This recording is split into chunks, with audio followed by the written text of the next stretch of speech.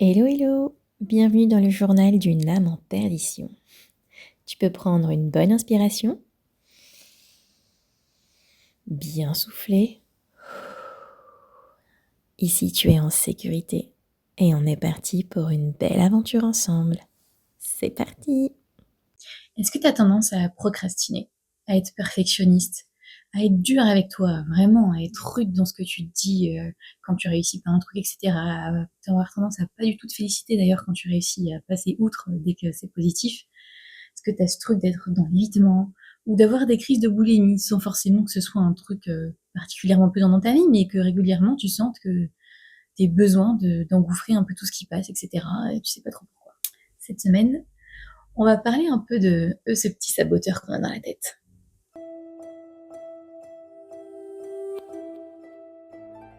Alors qu'est-ce que c'est en fait, s'auto-saboter?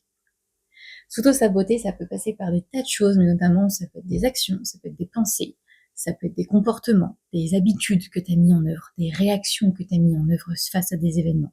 C'est assez large comme concept.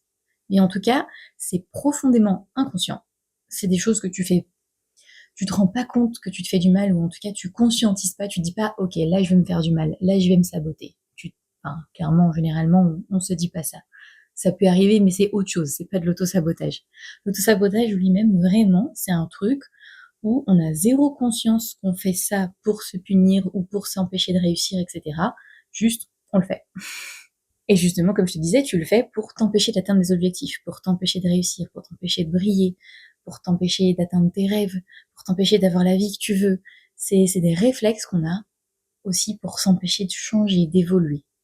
On aura tendance à se mettre des obstacles, des limites. C'est ça, s'auto-saboter aussi. C'est s'auto-mettre des limites, s'auto-mettre des difficultés, s'auto-mettre des obstacles, voir les choses de manière toujours très complexe, très compliquée à tel point que ça en devient impossible, inatteignable, pour que justement on n'y arrive pas.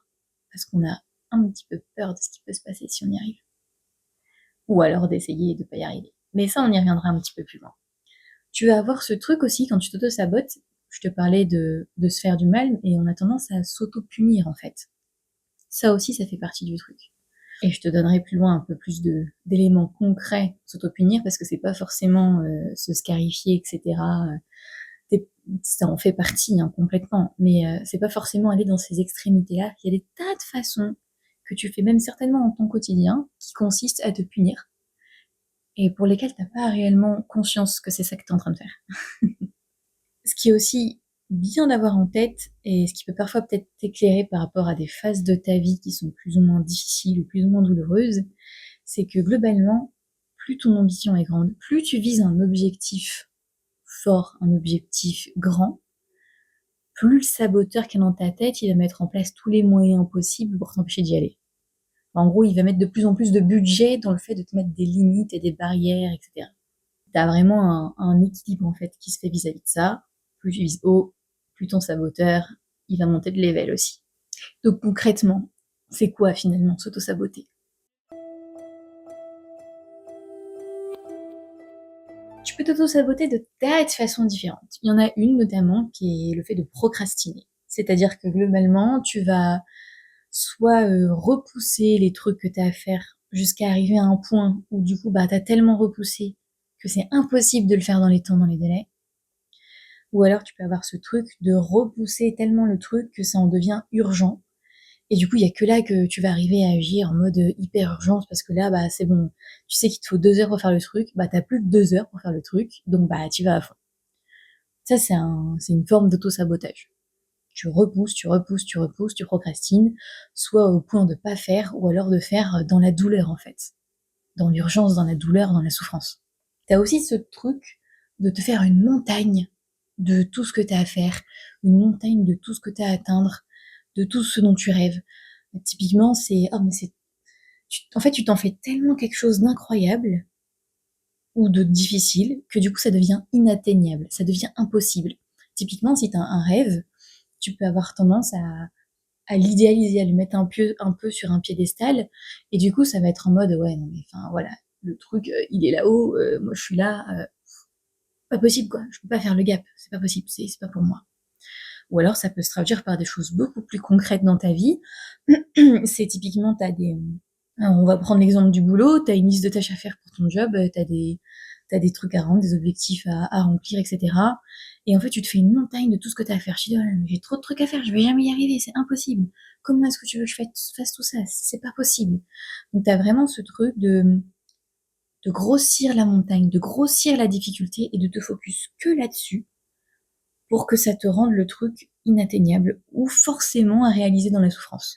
On peut avoir ce trait quand on est dans l'auto-sabotage du perfectionnisme. Alors on n'est pas là pour dire sur son CV je suis perfectionniste, oh là là c'est mon pire défaut. Ouais ok, ça peut être un défaut, ça c'est clair. Mais là c'est vraiment dans le sens auto-sabotage. Tu vas me dire mais enfin à quel moment être perfectionniste et se saboter? Si, je t'assure, c'est carrément du sabotage. Parce que quand tu as tendance à être hyper perfectionniste, tu vas te focaliser par exemple pendant des heures sur des choses inutiles ou peu utiles, avec peu de valeur ajoutée, et tu vas laisser de côté ce qui est vraiment important.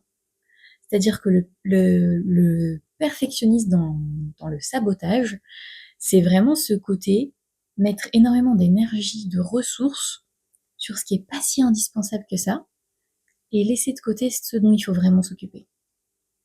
Je vais te donner un exemple très concret, un peu bidon, mais très concret dans ma vie. Moi, j'aurais jamais pu me définir à une époque comme perfectionniste. Enfin, pour moi, vraiment, je me voyais pas du tout comme quelqu'un de perfectionniste. Et puis finalement, quand tu grattes un peu, tu dis si, je le suis en mode très auto-sabotage en fait. C'est te donner un exemple tout bête. Dans mon autre métier que j'ai pu faire d'ingénieur environnement, ouais, parce que j'ai fait plein de métiers, mais ça, tu peux aller voir sur mon Insta pour que je t'explique un peu mieux tout ça. Bref, parenthèse fermée. Mais globalement, quand j'étais ingénieur environnement, un peu comme tous les métiers d'ingénierie, etc., de bureau et tout, t'as souvent plein de présentations PowerPoint à faire. Voilà, donc tu passes quand même souvent un temps relativement certain à faire des présentations, des synthèses de rapports, etc., machin, à expliquer des concepts à travers des présentations, etc.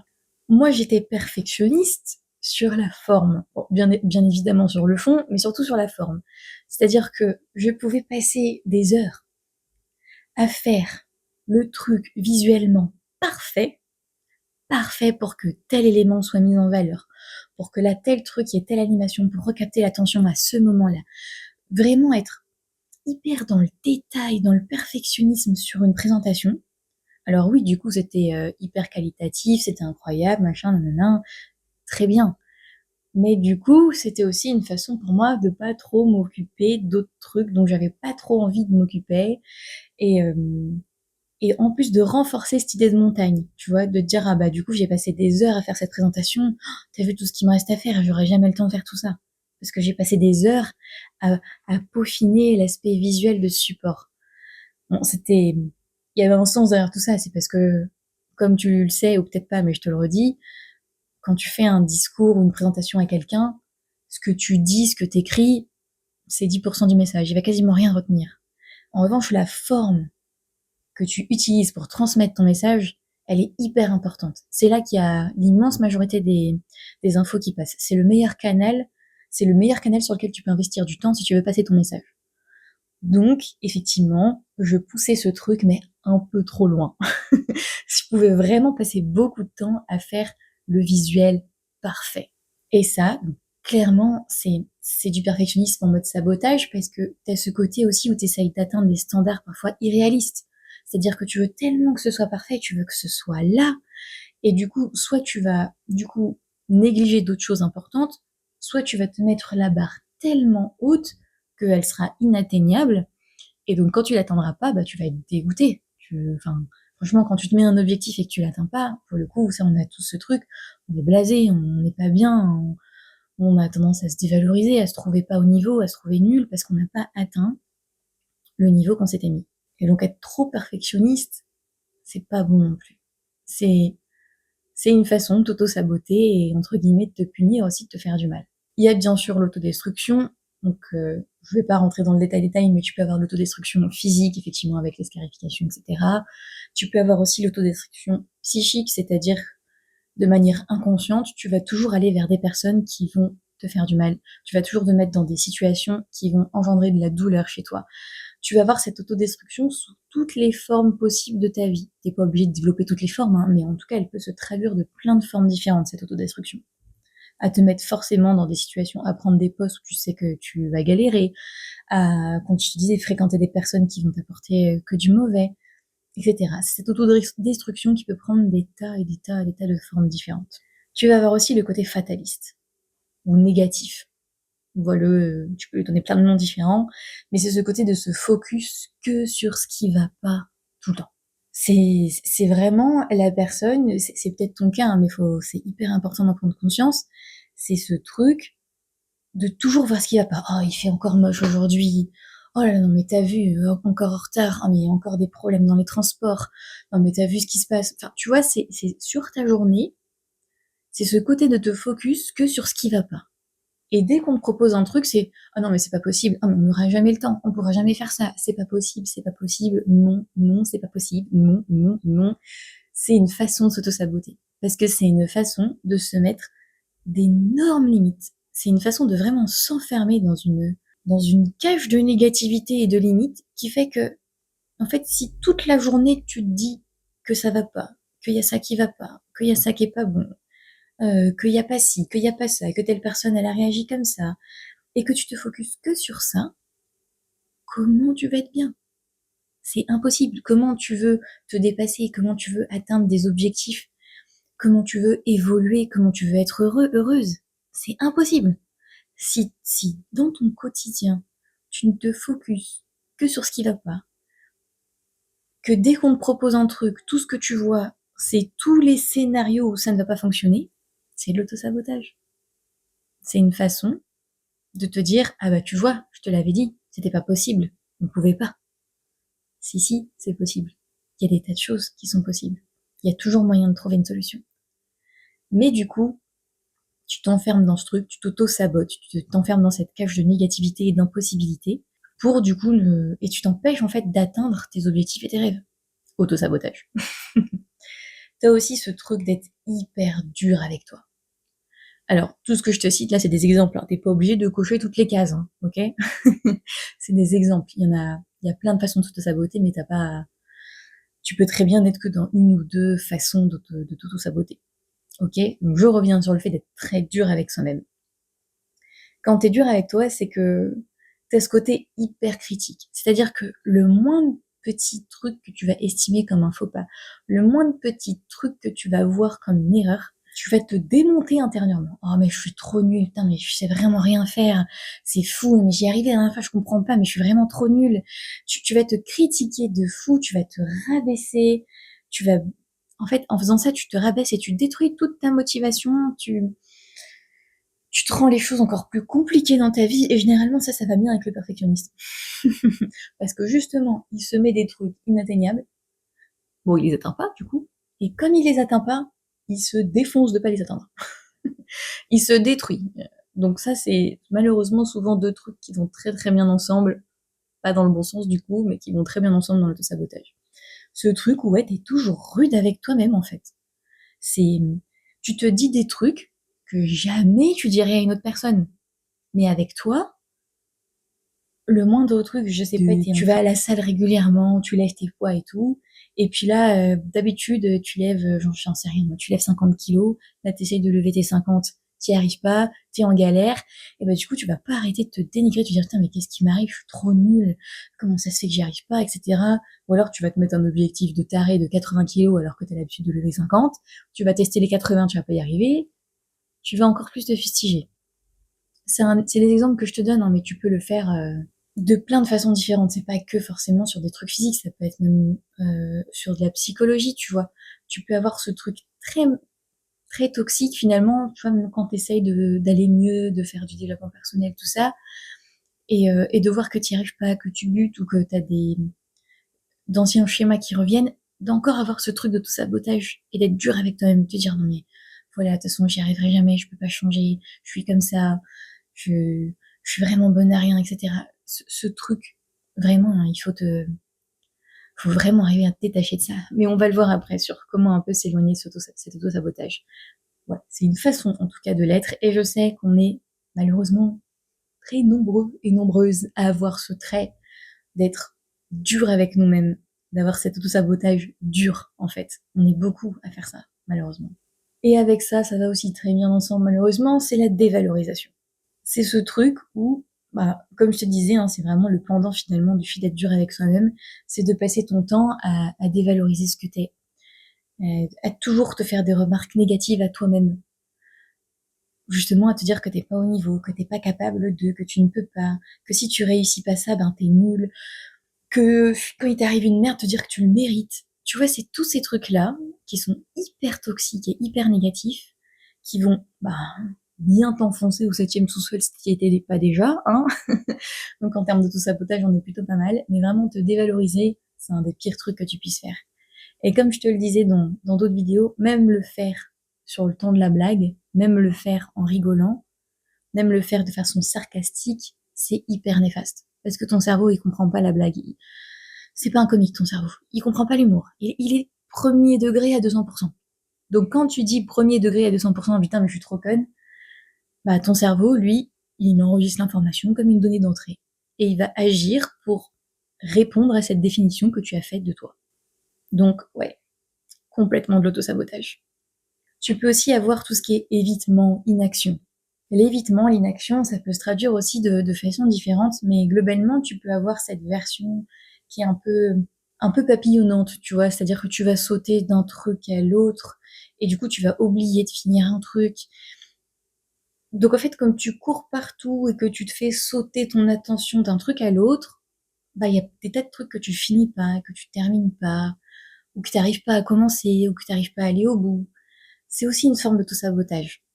Tu peux avoir aussi ce truc des actes manqués, des oublis. Tu vas complètement oublier de te mettre un réveil pour te lever pour aller à un entretien d'embauche hyper important. Tu vas complètement oublier de préparer ta présentation que tu vas faire devant tous tes collaborateurs, qui est pareil, qui est hyper importante et qui est hyper stressante pour toi. Tu vas complètement oublier de réviser cet examen, qui est hyper important. Ça peut se traduire de plein de façons différentes. Tout ça, c'est l'auto-sabotage. Et comme je te disais, hein, c'est complètement inconscient. Tu te dis pas concrètement, je vais oublier de mettre mon réveil, comme ça, du coup, je vais pas y aller, j'aurai pas à le faire, j'évite. Tu vois? Non, tu t'en rends pas compte. Et dans toutes ces méthodes, t'as aussi ce qu'on appelle l'autopunition. Ça fait partie de l'auto-sabotage, hein.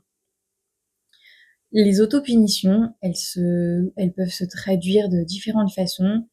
Moi, j'aime bien la résumer par la phrase, parce que c'est assez souvent ça, le foutu pour foutu. Bon. C'est typiquement ce truc, du coup, tu vas faire encore pire. C'est typiquement ce truc de, je sais pas, tu veux reprendre une bonne alimentation, des bonnes habitudes de vie, etc.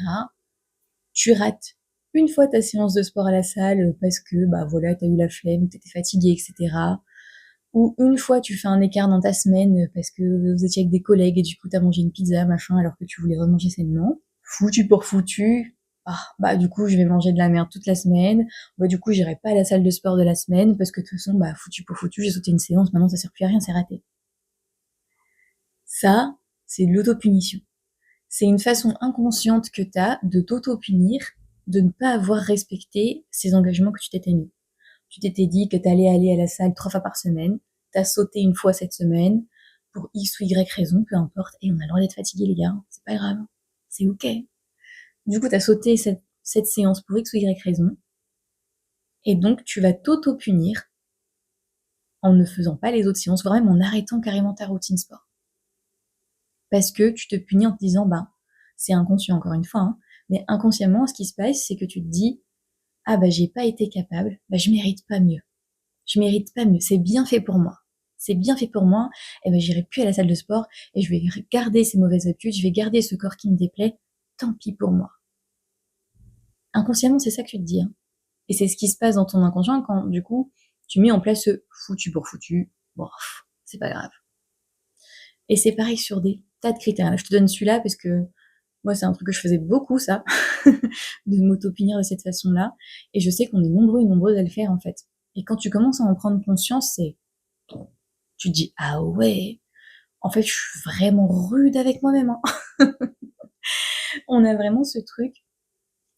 T'as ça, et justement, ce que je disais pour l'alimentation, ça peut se traduire par des crises de boulimie, sans forcément être... parce qu'il y a quand même différents degrés de la boulimie, hein. T'as la boulimie vraiment extrême, où tu vas littéralement vider tout ce qu'il y a dans ton frigo, tu peux manger une plaquette de beurre, enfin, tu vois, vraiment la boulimie high level. Et après, t'as la boulimie un peu plus insidieuse, qui est pas forcément hyper régulière, où tu vas pas jusqu'à te faire vomir tout ça, mais juste tu rentres dans une phase où, bah, foutu pour foutu, je devais manger bien, et ben je vais claquer tout le paquet de biscuits, le paquet de chips, les machins, le truc, et tu vas manger n'importe comment, n'importe quoi.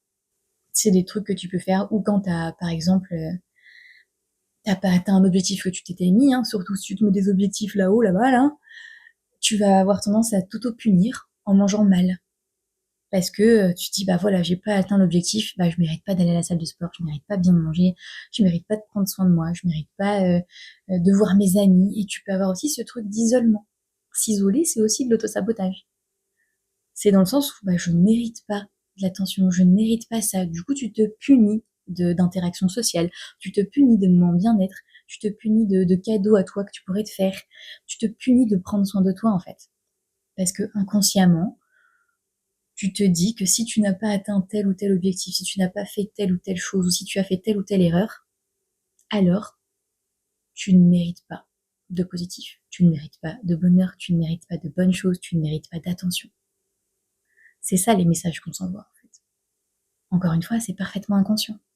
Donc c'est pour ça que c'est important de le conscientiser, de faire remonter ça dans la partie consciente de notre esprit, pour pouvoir les modifier tout ça, parce que tu vois bien que quand je te cite tout ça, quand je t'explique tout ça, et que tu prends conscience qu'il y a des tas de choses, certainement plusieurs choses que je t'ai dites là, que tu mets en œuvre dans ta vie, tu dis mais c'est pas possible, ça peut pas rester comme ça. Et t'as raison, ça peut pas rester comme ça. Tu mérites tellement mieux. Tu mérites tellement mieux que de te saboter par la procrastination, par le perfectionnisme, par la dévalorisation, par la punition, peu importe la forme qu'elle prend. Tu mérites tellement mieux que ça. Et tu verras que quand tu auras bossé là-dessus, que quand tu auras déconstruit ces trucs-là, mais tu vas atteindre des niveaux, t'imagines même pas. Tu vas faire des étincelles. Et du coup, tu vas me dire, ok, mais finalement, ça vient d'où tout ça? Pourquoi j'ai développé tous ces trucs? Ça peut venir de tas de trucs différents. Donc, je vais te donner quelques exemples, mais globalement, ça vient pas mal des croyances limitantes, soit qu'on s'est créé du fait de notre vie, de notre histoire, soit qu'on a aspiré des gens qui nous entourent, hein, qui nous ont transmis un petit peu toutes les limites qu'ils avaient dans leur tête et dans leur vie. Du coup, tu vas avoir cette espèce de plafond de verre un peu où tu dis mais moi je suis qui pour avoir ça, mais moi je mérite pas tout ça, moi je peux pas avoir tout ça, c'est pas possible pour moi d'atteindre ce niveau de confort de vie, c'est pas possible pour moi d'avoir ce revenu financier, c'est pas possible pour moi d'être beau, d'être belle, c'est pas possible pour moi d'avoir ce corps, c'est pas possible pour moi d'être gracieux, gracieuse, d'être élégant, d'être magnétique, d'être ténébreux. Tu peux être tout ce que tu veux, réellement. Tu peux être tout ce que tu veux.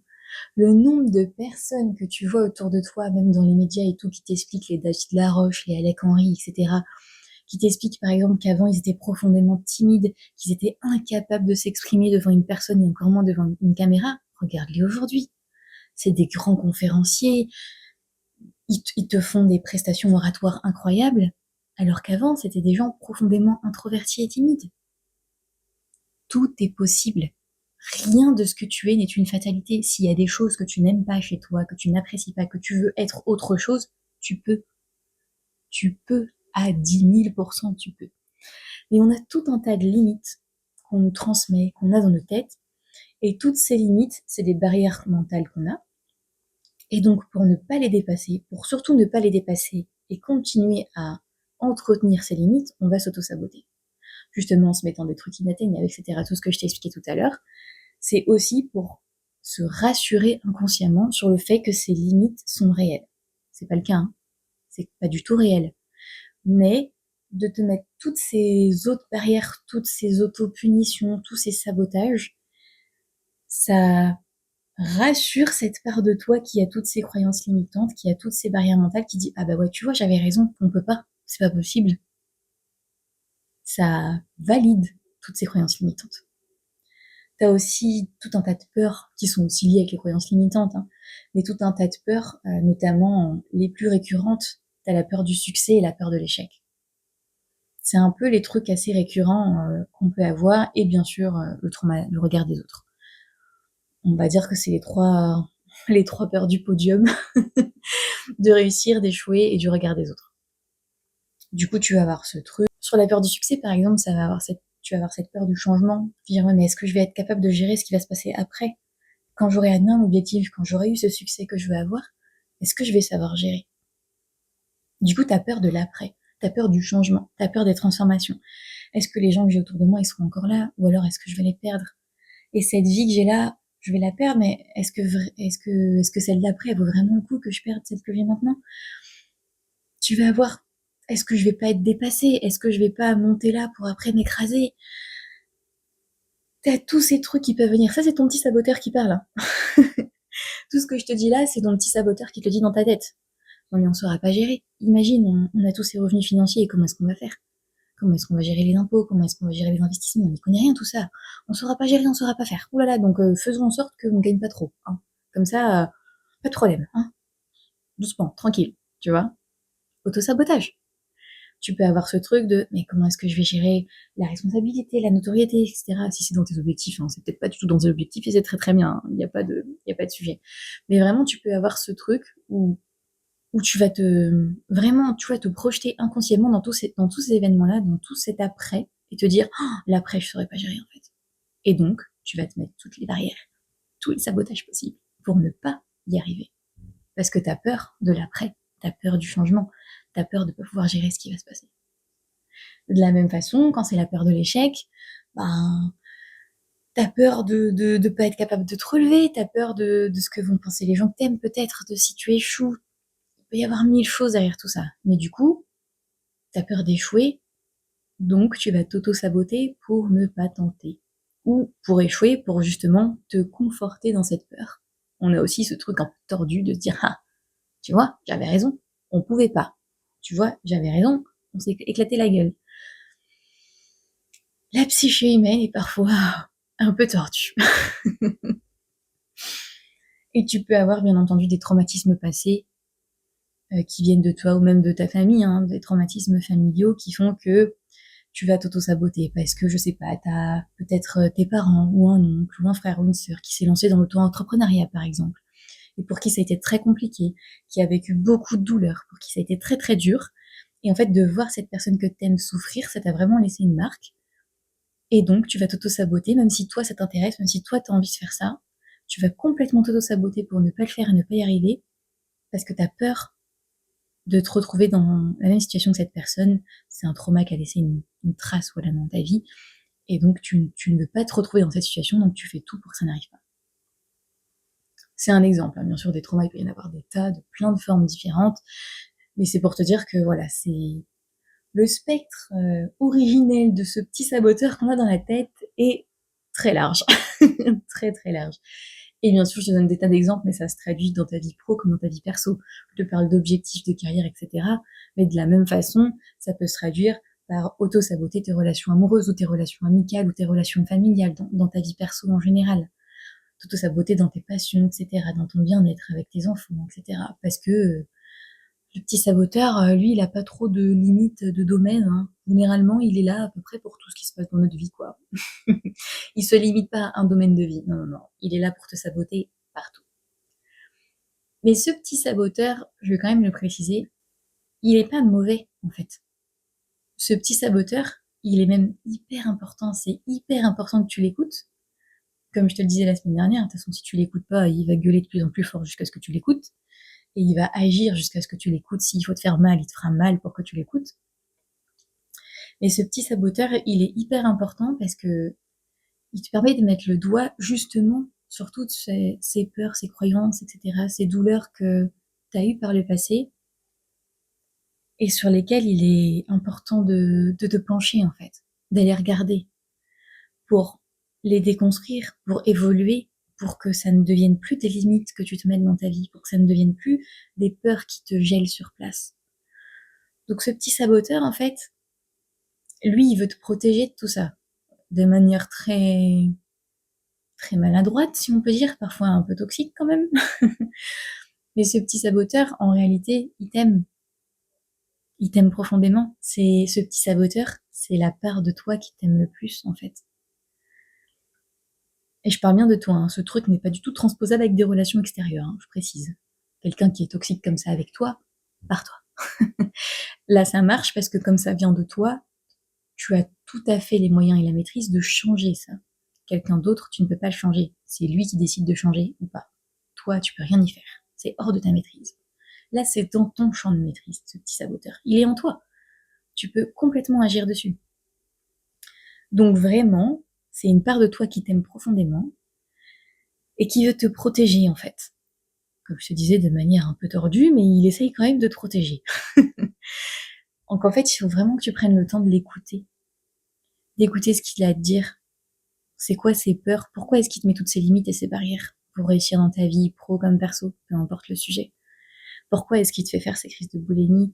Pourquoi est-ce qu'il te fait mettre ces standards inatteignables? Pourquoi est-ce qu'il est si dur avec toi quand tu n'atteins pas un objectif ou que tu ne finis pas une to-do list? Ça, c'est des questions importantes à te poser. Parce que l'idée, c'est qu'il va falloir agir sur ça. Je dirais, et pourquoi faut agir? Parce que tout ce truc d'auto-sabotage, ça fait chuter ton estime de toi. En fait, vraiment, ça agit de manière très négative sur ce que tu penses de toi. Et donc, t'imagines bien que là, on est dans un cercle vicieux, parce que plus ton estime de toi est mauvaise, plus ton petit saboteur, il va être violent. Plus ton petit saboteur, il va être rude. Et plus tu vas t'en rajouter des limites et des peurs, etc. Ça va créer aussi énormément beaucoup de stress en toi. Forcément, quand t'as une voix dans ta tête, entre guillemets, qui t'arrête pas de te critiquer toute la journée, qui te met des objectifs inatteignables, qui te fait faire des crises de boulimie, qui te fait scarifier, qui te fait t'isoler. Oh, à quel moment on est bien, les gars? À quel moment on vit bien tout ça? C'est pas possible. Même si c'est parfait, c'est pas possible. Ça t'empêche d'atteindre tes objectifs, ça t'empêche d'être bien, ça t'empêche d'être en paix, ça t'empêche d'être heureux, heureuse. Ça te, ça te fait connaître surtout de la souffrance, de la douleur, et dans le pire des cas, bah, ça va te faire stagner complètement dans ta vie. Tu vas devenir un espèce de truc amorphe et aigri, parce que tu auras atteint un niveau tellement haut d'auto-sabotage qu'il y aura plus que ça dans ta vie. Tu vas me dire, ok, c'est bien joli tout ça. Enfin non, c'est pas joli, mais comment est-ce qu'on fait pour en sortir de ce truc? Comment j'arrête de l'entendre gueuler, ce saboteur? Comment j'arrête tous ces trucs d'autopunition?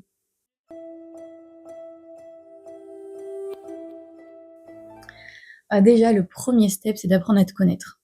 Et donc d'identifier tes mécanismes à toi.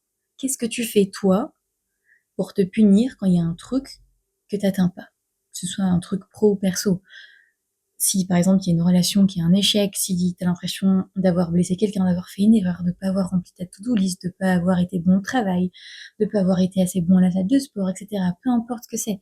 Mais quand t'estimes que tu es dans l'échec ou dans l'erreur, peu importe l'ampleur de cet échec ou de cette erreur, qu'est-ce que tu te fais?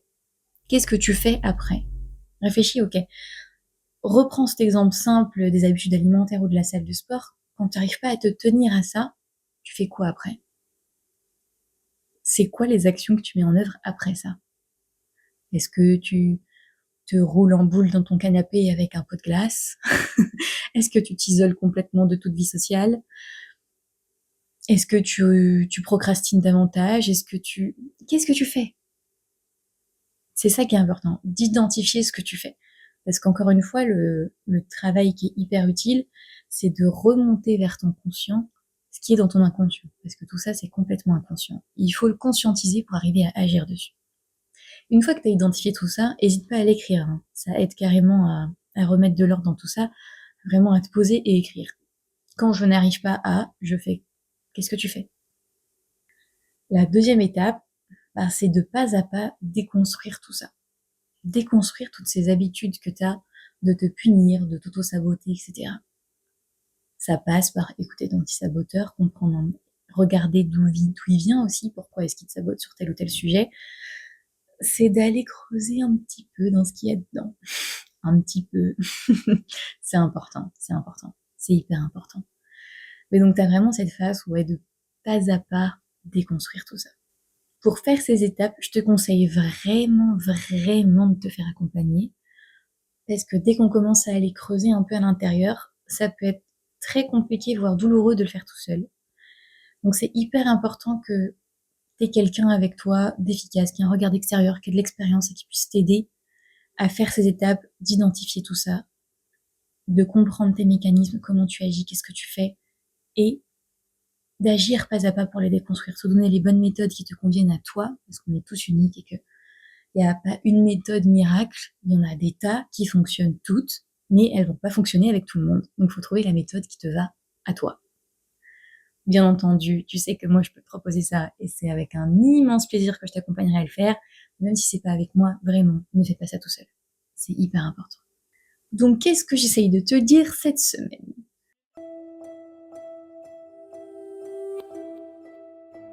J'essaye de te dire que ce petit saboteur que tu as dans ta tête, en réalité, c'est quelqu'un qui t'aime énormément, même s'il le traduit de façon un peu tordue. C'est quelqu'un qui t'aime beaucoup. C'est une version de toi, en fait, qui t'aime énormément. C'est totalement inconscient. Sur le coup, tu te rends pas du tout compte de ce que tu fais, de comment tu le fais, d'à quel point tu te fais du mal. C'est pas du tout conscient. C'est des trucs un peu automatiques que tu as mis en œuvre qui t'empêchent de te réaliser, qui t'empêchent d'atteindre tes objectifs, qui t'empêchent d'être bien, parce que tu as tout un tas de peurs, de limites ou de traumas qui font que ça te bloque.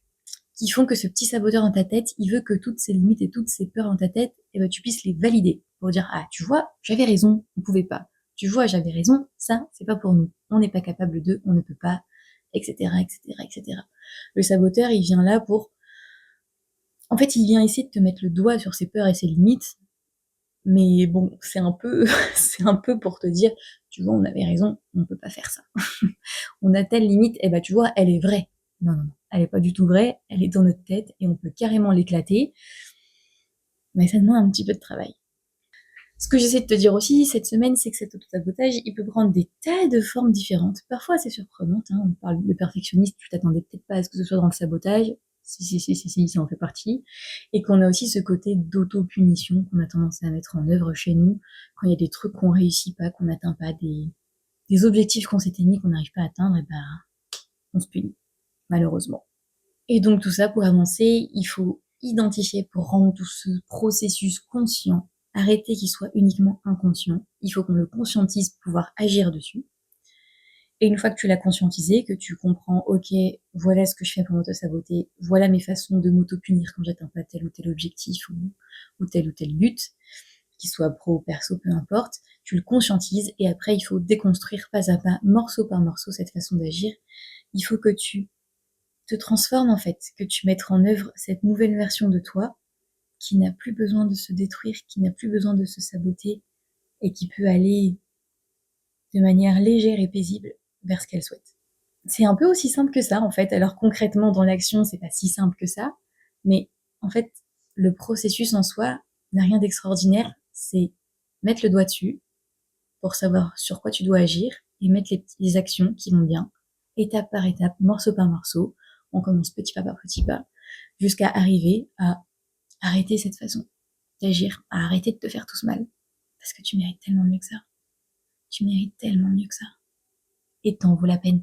T'en vaut carrément la peine. Parce qu'une fois, t'arrives pas, une fois de temps en temps, t'arrives pas à répondre à tes objectifs, t'arrives pas à faire ce que t'avais prévu de faire, que tu mérites de t'auto-détruire. On est des êtres humains, on n'est pas parfait. La lune, elle n'est pas toujours pleine et brillante. Il y a des côtés sombres. Des fois, elle est en croissant, en petit, en moyen. Des fois, elle est pleine. Nous, c'est pareil. Hein. On a des phases. On n'est pas toujours à 200%. On n'est pas toujours incroyable. Et c'est ok. Faut être un peu plus indulgent avec soi-même. Ça aussi, ça s'apprend.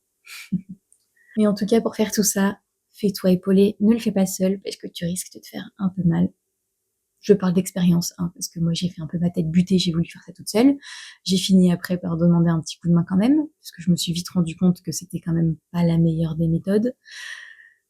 Et avec tout ce chemin que j'ai parcouru, tous les gens que j'ai pu aider, maintenant je sais que je peux faire la même chose avec toi.